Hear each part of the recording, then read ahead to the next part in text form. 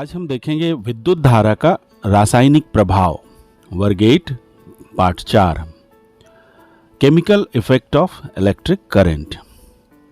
बच्चों, आप जानते हैं कि कुछ ठोस पदार्थ ऐसे होते हैं जिनसे विद्युत धारा का चालन होता है, अर्थात जिससे विद्युत धारा प्रवाहित हो सकती है।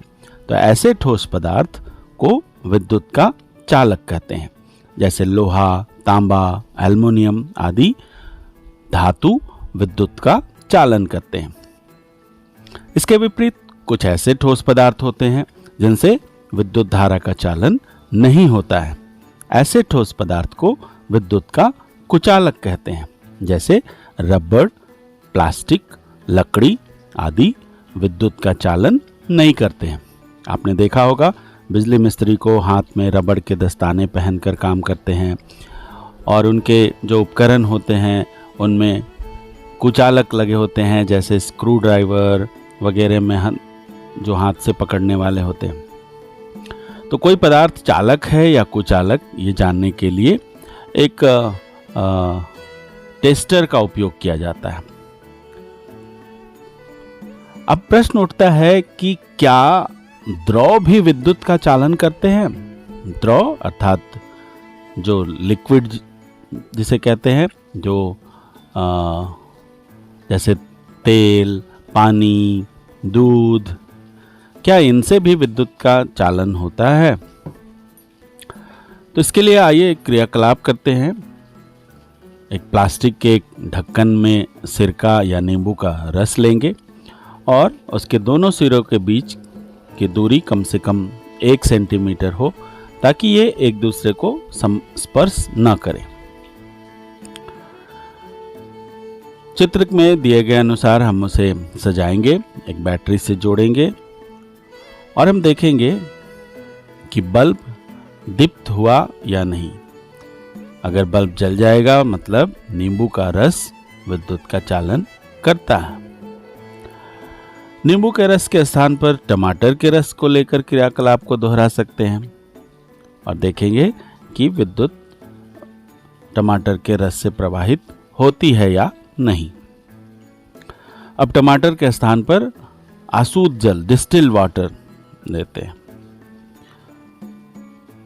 तो क्या बल्ब जलता है? तो ये देखकर हम जान सकते हैं कि जब नींबू के रस से हमने किया था तो बल्ब जला था, और टमाटर के रस में भी बल्ब जलेगा, और डिस्टिल वाटर में बल्ब नहीं जलता है। तो चालक पदार्थ के 3 प्रकार यहाँ पे बता रहे हैं हम। हीन चालक, तो टमाटर का रस उपयोग करने पर बल्ब धीमा दीप्त होता है, तो ऐसे पदार्थ जिससे विद्युत का चालन धीमा होता है हीन चालक कहलाता है। और सुचालक, तनुगंध अम्ल, सल्फ्यूरिक अम्ल का उपयोग करने पर बल्ब तीव्रता से दीप्त होता है। वैसे पदार्थ जिनसे विद्युत का चालन तीव्र होता है उन्हें सुचालक कहते हैं। और कुचालक, आसूत जल का उपयोग करने पर बल्ब दीप्त नहीं होता है। वैसे पदार्थ जिनसे विद्युत का चालन नहीं होता है कुचालक कहलाते हैं। इस प्रकार चालक को 3 प्रकार से हम लोग देख सकते हैं। आइए एक और क्रियाकलाप करते हैं। एक नींबू के 2 टुकड़े को काट दीजिए और नींबू में जस्ता का एक टुकड़ा, ऋण ध्रुव और तांबे की एक कील जिसे धन ध्रुव लगाएंगे, और एक टुकड़े नींबू के जस्ता को दूसरे वाले तांबे के तार के साथ जोड़ देंगे। दूसरे वाले टुकड़े वाले नींबू के जस्ता एवं तांबे से अलग अलग 2 तार जोड़ देंगे। एलईडी बल्ब के बड़े लीड्स को पहले वाले नींबू के तांबा से और जुड़े स्वतंत्र तार से जोड़िए एवं छोटे लीड्स को दूसरे टुकड़े के जस्ता से स्वतंत्र तार से जोड़ देंगे। बल्ब का अवलोकन कीजिए। क्या बल्ब दीप्त हुआ? अब एलईडी का अवलोकन कीजिए। क्या एलईडी दीप्त हुआ?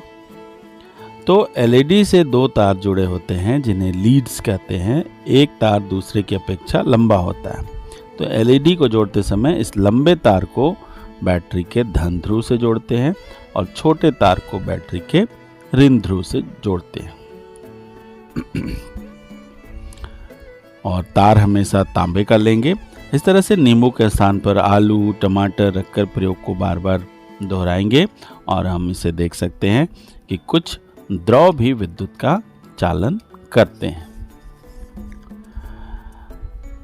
तो एक प्रश्न है यहाँ पे कि दो द्रवों का नाम बताएं जो विद्युत का चालन करते हैं। जब विद्युत धारा बल्ब से होकर बहती है तो उसके तंतु में ऊष्मीय प्रभाव के कारण तंतु गर्म या दीप्त हो जाता है और बल्ब तीव्र दीप्त होता है जब इससे होकर उच्च धारा बहती है, और जब बल्ब से होकर दुर्बल धारा बहती है तो बल्ब धीमा दीप्त होता है। तो अगर परिपथ में अत्यंत दुर्बल धारा बहती है, बहुत ही कम उसमें करंट अगर है, तो तंतु में उसमें प्रभाव उसे दीप्त करने में असमर्थ होता है, इसलिए बल्ब दीप्त नहीं होता है। ऐसे दुर्बल विद्युत धारा को भी हम संसूचित कर सकते हैं। इसके लिए दूसरे प्रकार का संपरिक्षित्र का उपयोग करना होगा। चुंबकीय प्रभाव पर आधारित संपरिक्षित्र विद्युत धारा का चुंबकीय प्रभाव भी उत्पन्न करती है और विद्युत धारा के चुंबकीय प्रभाव का उपयोग करके हम संपरिक्षित्र बना सकते हैं। इसके लिए एक माचिस की खाली डिबिया के भीतर का ट्रे लीजिए और इस ट्रे में एक चुंबक कंपास रखिए और ट्रे पर विद्युत धारा के कुछ फेरे लपेट दीजिए और तार के एक सिरे से बैटरी के टर्मिनल से जोड़िए। दूसरे तार के एक सिरे को बैटरी के दूसरे टर्मिनल से जोड़िए। दोनों तारों के स्वतंत्र सिरे को अनावृत करके स्विच से जोड़ें। स्विच ऑन करने पर चुंबकीय सुई जो माचिस की डिबिया के भीतर थी उसमें विक्षेपन को देखिए। क्या सुई चुंबक में विक्षेपन दिखाई देता है? तो यह विक्षेपन विद्युत धारा के प्रभाव के कारण चुंबकीय क्षेत्र उत्पन्न होने से होता है। इस संपरिक्षित्र को स्वतंत्र सिरों को नींबू के रस में डुबाकर भी निरीक्षण कर सकते हैं। संपरिक्षित्र के स्वतंत्र सिरों को नींबू के रस से बाहर निकालिए तथा पोंछकर सुखा लीजिए। इस क्रियाकलाप को बारी बारी से दूध, आसुत जल, सिरका, वनस्पति तेल, शहद आदि द्रवों के साथ दोहराइए। प्रत्येक स्थिति में अवलोकन कीजिए कि चुंबकीय सुई में विक्षेपन होता है अथवा नहीं। एक सारणी यहाँ पे दी गई है जिसमें एक तरफ पदार्थ के नाम लिखे हुए हैं और चुंबकीय सुई में विक्षेप हुआ या नहीं हुआ, चालक है या हीन चालक है। तो नींबू का रस, सिरका, नल का पानी, वनस्पति तेल, दूध, शहद, आसुत जल, इन सब से बारी बारी से हम प्रयोग करेंगे और उनके लिए जो चुंबकीय सुई में विक्षेप हुआ तो हाँ लिखेंगे, तो उसके हिसाब से वो चालक होगा या हीन चालक होगा। तो अब देखेंगे कि कुछ द्रव विद्युत के चालक होते हैं और कुछ द्रव विद्युत के हीन चालक हैं, और जबकि आशुद्ध जल जो डिस्टिल वाटर है वो विद्युत का कुचालक होता है। एक और छोटा सा प्रयोग है, प्रयोगों के द्वारा हमको सीखने में मदद मिलता है।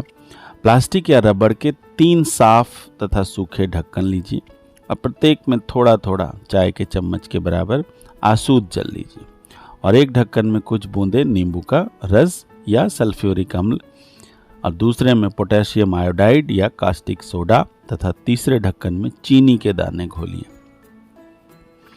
अब संपरिक्षित्र के स्वतंत्र सिरों को बारी बारी से पूर्ण सावधानी से डुबाकर परीक्षण कीजिए। तो कौन सा विलयन विद्युत का चालन करता है और कौन सा नहीं। जब आसुत जल में अम्ल, लवण या क्षार घोला जाता है तो वह विद्युत का चालन करता है। क्या किसी चालक विलयन में विद्युत धारा प्रवाहित करने पर उस विलयन में कोई प्रभाव उत्पन्न होता है? तो अगर हम किसी विलयन में, किसी द्रव में विद्युत धारा प्रवाहित करते हैं तो वहाँ क्या परिवर्तन होता है? तो विद्युत धारा के रासायनिक प्रभाव इसे हम कह सकते हैं। विद्युत धारा कई रासायनिक परिवर्तन ला सकता है जब चालन विलयन में विद्युत धारा प्रवाहित की जाती है। तो यह किस प्रकार का प्रभाव उत्पन्न करती है? इसके लिए हम एक प्रयोग करेंगे। दो बेकार पड़ी सेलों, जैसे बैटरी बोलते हैं, कार्बन की छड़ को निकालिए और उन्हें धातु की टोपियों को रेगमाल से साफ कर लीजिए, या सैंड पेपर जिसे सरेस पत्ता भी बोलते हैं। इन पर तांबे का तार लपेटकर उन्हें बैटरी तथा स्विच से संयोजित कीजिए। तो छड़ों को कार्बन का इलेक्ट्रोड कहते हैं। कार्बन की छड़ के स्थान पर लोहे की कील का भी उपयोग कर सकते हैं। इसकी लंबाई कम से कम 6 सेंटीमीटर होनी चाहिए। अब इसमें विद्युत धारा प्रवाहित किया जाएगा। कांच के बीकर में लगभग 250 ml जल लीजिए। इस जल में कुछ बूंदे गंधकाम्ल मिला दीजिए। कार्बन की छड़ों को अम्लीय जल में इस प्रकार डुबाइए कि धातु की टोपी अम्लीय जल से बाहर रहे। स्विच को बंद कर विद्युत परिपथ में विद्युत धारा प्रवाहित कीजिए। 4-5 मिनट के बाद कार्बन के छड़ों को सावधानीपूर्वक अवलोकन कीजिए। कार्बन के छड़ों के पास गैस के बुलबुले दिखाई देते हैं। ये किस प्रकार का परिवर्तन हो रहा है? इसे किसी अम्लीय जल में विद्युत धारा जब प्रवाहित की जाती है तो अम्लीय जल में रासायनिक परिवर्तन होता है। इसे विद्युत धारा का रासायनिक प्रभाव कहते हैं। और ये रासायनिक अभिक्रिया उपयोग किए जाने वाले विलयन तथा इलेक्ट्रोडों की प्रकृति पर निर्भर करती है। रासायनिक अभिक्रिया में विलयन के रंग में भी परिवर्तन हो सकता है।